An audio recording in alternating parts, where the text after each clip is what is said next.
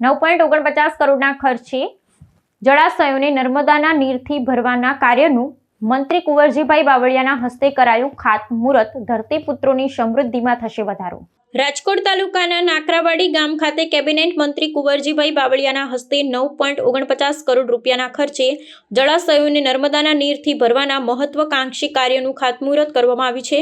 વાંકાનેરના ધારાસભ્ય જીતુભાઈ સોમાણીની વિશેષ ઉપસ્થિતિમાં આયોજિત આ કાર્યક્રમ દ્વારા સૌરાષ્ટ્ર નર્મદા અવતરણ સિંચાઈ યોજના હેઠળના વિકાસ કાર્યોની વિધિવત પ્રારંભ થયો હતો. 19 માર્ચના રોજ યોજાયેલા કાર્યક્રમમાં મંત્રીશ્રીએ જળ સંસાધનોને સમૃદ્ધ બનાવી પંથકના ખેડૂતોને સિંચાઈની પૂરતી સુવિધા પૂરી પાડવાનો રાજ્ય સરકારનો નિર્ધાર વ્યક્ત કર્યો હતો. સૌની યોજનાની તૃતીય કડી હેઠળ સાકાર થનારા આ પ્રકલ્પથી રાજકોટ અને વાંકાનેર તાલુકાના કુલ 17 ગામોના જળસ્તરમાં નોંધપાત્ર વધારો થશે. આ યોજના અંતર્ગત વાંકાનેર તાલુકાના 3 તળાવો અને 9 ચેકડેમ તેમજ રાજકોટ તાલુકાના 12 તળાવો અને 45 ચેકડેમને નર્મદાના જળથી છલકાવવામાં આવશે.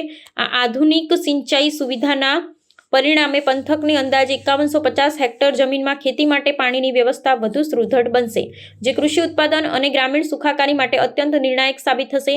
આ અવસરે મંત્રી કુંવરજીભાઈ બાવળિયાએ જણાવ્યું હતું કે મુખ્યમંત્રી ભૂપેન્દ્રભાઈ પટેલના માર્ગદર્શન હેઠળ જિલ્લામાં સિંચાઈ અને પીવાના પાણીના પ્રશ્નોના કાયમી ઉકેલ માટે વહીવટીતંત્ર કટિબદ્ધ છે.